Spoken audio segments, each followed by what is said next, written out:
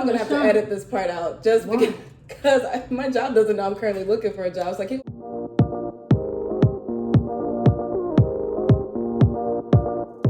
So do you feel like you're missing some things from the part-time? Is the same level? Definitely. Okay. Because I think it's definitely a lot more condensed. It's not immersive. So like I feel like a lot of the things for the part-time program were more high level. Well, you said every day, right? Part-time for us? No, part-time for us was just twice a week. Oh. Twice a week for, can't remember if it was 3 or 4 hours. But I was gonna say, if it was every day, I could see it. Yeah. Because even though it's only a few hours, we're in class for a few hours. We're in class for 8 hours, but in reality, half of it's labs. I think they only really lecture for like an hour and a half. So, and then the other time is either outcomes, we have breaks, we have lunch. So you're probably just getting just literally the lectures. So that's why I was wondering. I'm like, okay, if it's every day, I could see that. I don't know. I feel like a lot of our assignments and things were take home. So I would say we spend probably majority of the class time in lecture.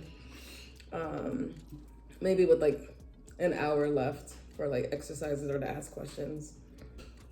Do you guys also like rely on, I know for us they put an emphasis on group work, group projects, stuff like that. Is that the case for y'all? For our projects, you could work on it as a group or you can do it solo. Oh, you had options. We had options, yep. They didn't give us options.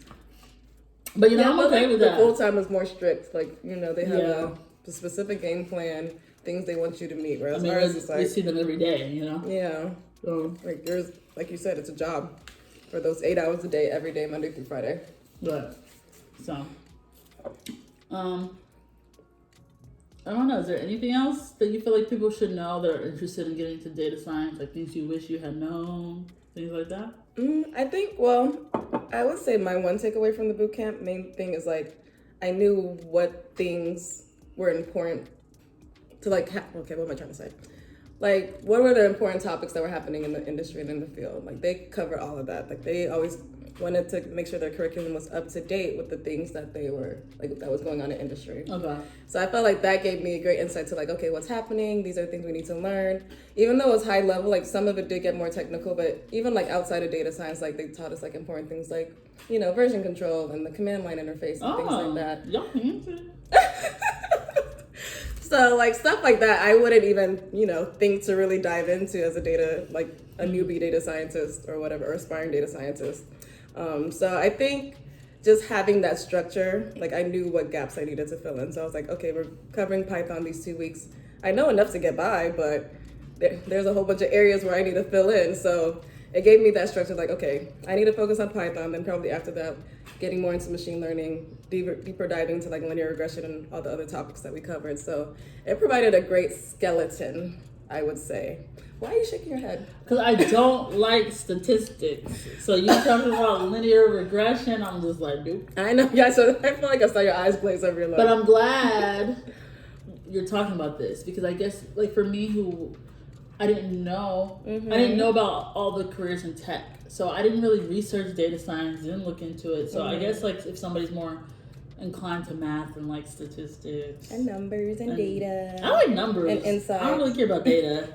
Insights? Insights. Oh, gathering the insights from the data. Okay. Storytelling. Oh, no. There's even an art, there's an artistic element to data science. That storytelling, I see where you say where everything overlaps because that's product management. When I hear storytelling, I think about product management. I thought I wanted to go into that. And then I learned more about it. I was like, nope.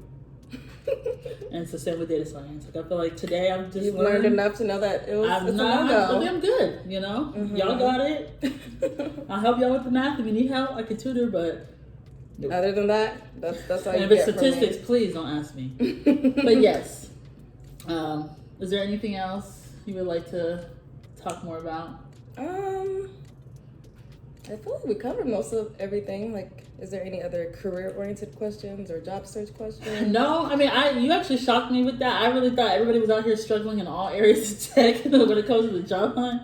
Yeah, I wish I could speak from that aspect because I'm sure people who did the full-time data science program are also struggling because even me when I was like looking for data science jobs, I was like, oh my gosh, it's just like a laundry list of all these different things you got to check off. And I'm like, even experienced people are probably not going to be able to check off everything. But I think I just look at job applications or requirements as these are aspirational things they want to have.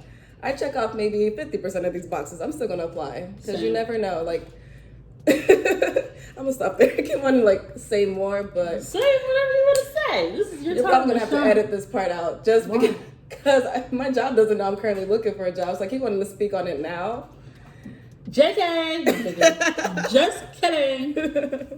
But we'll see. Actually, when are you posting this? Soon, girl. No, because I'll probably know by hopefully this week if I got the job or not, and after that I won't care. Okay, well, I don't, actually either way. I won't put your name in it, so it's not your name's not gonna be searchable. I mean, if you wanted to be searchable, I can make it searchable. No, don't make my name searchable. No, Mariam. That's what I'm gonna put. I'm gonna put your first name. Looking for a job. She's looking for a job at your company, so that when they say, I'll put it in the title and make sure the SEO, right? Search engine optimized, so they find it, and I'm gonna repost it on my LinkedIn with your name on it. Right, with my name in it. Just at me. At your company. Just at me. I'm not at you. I'm gonna at your company. Oh, even better. So I don't even know that they're looking at it. Nope. I'm just gonna get bamboozled one day. Okay. That's how I do. No, I'm joking. Oh yeah. So But I guess, since I already brought it up now. So I feel like now with my current process of trying to like find more data science positions, it was funny because I was actually getting quite a few callbacks for data science jobs. And like, yeah, I was like, I'm not ready. You're not ready? I'm not ready. To leave or like no, for like a legit data science job. Like, why? Or why did you feel that way? It's probably imposter syndrome, to be honest. I think we all go through it. Yeah, we all go through it. So it's just self-doubt. But like, I think one thing I learned is like, okay, I do still have gaps I need to fill. Like I realized, I'm really strong with SQL. I'm getting better with Python and everything, but like just some of the more high level data science techniques, like I was saying earlier, like about machine learning, they want you to have like done all these different type of experimentations and tests. And I'm like, not there yet. So like it was nice to know that at least I was getting responses, even though if I didn't finish or complete the process, but it did make me feel better to know that, I'm making progress. Like at least they're seeing something on my resume that lets, like making them reach out. Yeah. So it's definitely a confidence booster. So like also just keep it up too, because you never know where the opportunity might hit. Like you might apply for a job that you think you're unqualified for and they find something in you. Yeah, I agree. And you don't always have to know, like, kind of like what you were talking about, like you might be only 50% qualified. Like, I joke. One of my people email me all the time, and they're like, my favorite comment is I did a video. I forgot what I titled it, but essentially it's like when I got a job. Yeah. And so many people email me like, you're hilarious because you literally sat here and was like, I don't even know what I'm about to do, and that's what I got hired to do because I got hired into cloud, and I didn't. I learned enough about the cloud for the interview, but I didn't know what cloud native software engineers really did. And it speaks to, she's having fun. But it speaks to, you don't have to be 100% qualified for the roles that you apply for. You just got to be able to sell yourself like, I may not know it, but I can learn. And I guess, that's what they saw in me. That's what they're probably seeing in you as they're hitting you up. Yeah. Then to piggyback off that with the current job that I made to the final round on Friday, literally it was supposed to be a cloud data engineering role as well. I do have some exposure to cloud data just from my current job and we work a lot with Azure products. So I was like, I'm familiar with that. I might not know the inner workings of it, but I was like, high level, I could speak about all of it. So I think, but he definitely asked a lot about my visualization skills and all that. So like after that, my first round, I was like, you know what? He asked me some really technical Python questions, software engineering related questions. And I'm like, oh my God, I definitely did not get this job. I just bombed this interview. And like, I got a call from the recruiter like the following week. She's like, oh, we're going to move you to the third round. But we're going to switch you to like cloud data visualization engineer type role thing. So they're like, we're, I guess, creating a cohort out of like, because they're hiring like 10 to 15 like engineers for January. Okay. So I think maybe a subset of them are going to be more data viz focused. And I was like, and you considered me? Oh, thank you. Thank you so much. So you never know. Like you apply for one role and they're like, you know what? You're actually a better fit for this role. And I was like, I appreciate you doing that because that shows that you actually see me as a potential, right, hiree here. And you sold yourself too. And I sold myself. I think that's important.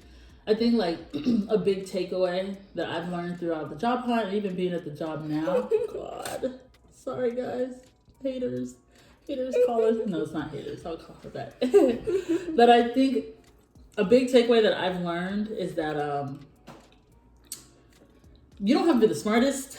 You don't have to be the fastest learner. You don't have to be the quickest coder in the case of software engineering. Mm-hmm. As long as you put in the work, it will eventually like reflect. I'm not the strong, like I came from a cohort of 10. Yeah.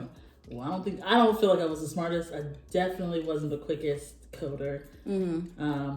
But I worked my butt off. Mm-hmm. And nobody can ever take that away from me. And I feel like that mixed with preparation, because I was like, I need a job, and I need one like now, was the reason I feel like is one of the main reasons why I was able to secure a role. I would say fairly quickly, like 2 months after graduation from the boot camp. But I'm saying all this because like, some people was like, I was intimidated when I was in the boot camp. I was like, these people are just like ripping through and running through, and I'm just like, and even when they give you course evaluations, they were like, I had a hard time connecting what I learned in class and my homework, or like the labs, which is our homework.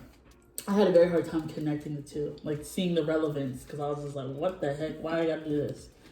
But I'm bringing all that up to say, like, you don't have to be the smartest, but just because they're top of the class or you're bottom of the class or middle of the class, like, don't let that stop you from applying yourself. Don't let yourself fall into imposter syndrome because of that. Because I mean, like I said, I was not the smartest. I wasn't the most qualified. I wasn't the fastest coder. I hadn't been doing it the longest, but I was able to still be successful. They saw your potential. Yes.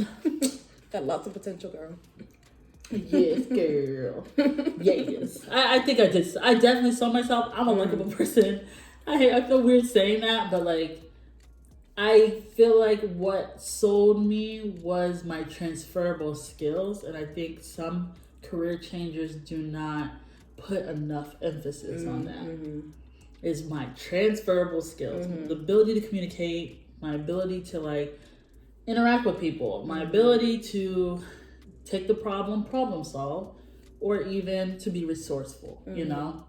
I think those skills are ultimately what got me the job, because as you can see in tech, most things can be taught. You don't really have to know it. You can be taught it if you give them or show them that you're able to be taught. So that's just for people out there watching who might be suffering, because I feel like we all go through imposter syndrome. I mean, my first week on the job, I'm like, y'all really pick me? Like, y'all pick me to do this? But then as I got in my element, I was like, all right, okay. I'm like, wow, like, yeah. Are you sure? First few weeks. Y'all sure you want me here? Yeah. But I mean, I'm still here. You're still there. I'm sure you're getting your groove now. You're like, okay. Yeah, now they have a study for like AWS, so doing more cloud-based certifications and harping more on like that.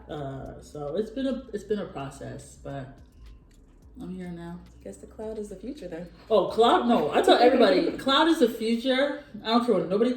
Cloud, healthcare tech, data science, data analytics, all that is hot right now too. Like, especially where I work, like that's what they're looking for. Like data analytics, Salesforce, cloud engineers. Like cloud is definitely where it's at, because everything is moving to the cloud.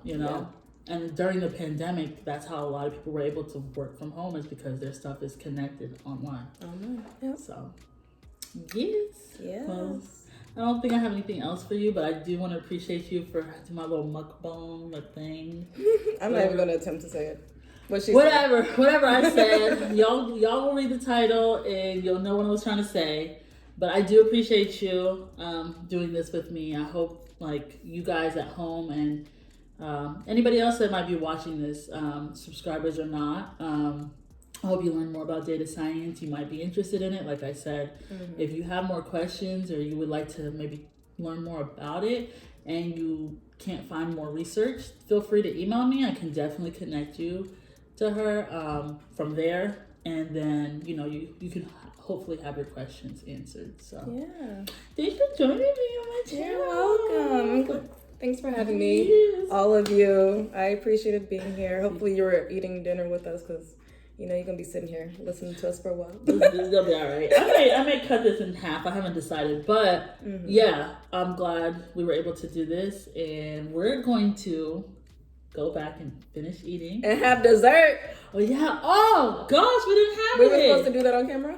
I don't know. I'm going to just show it to you guys. I mean, it's too late now because I still want to eat real food. Wait. You're going to spill the rose water or rose syrup. Is that rose syrup? Yeah, it just looks like syrup.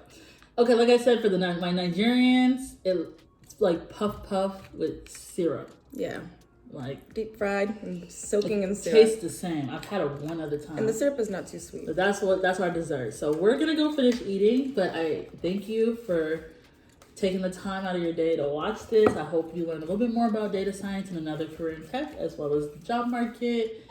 And I will catch you guys later. No, I'm joking. Bye. Okay, talk to you guys later. Have a good one.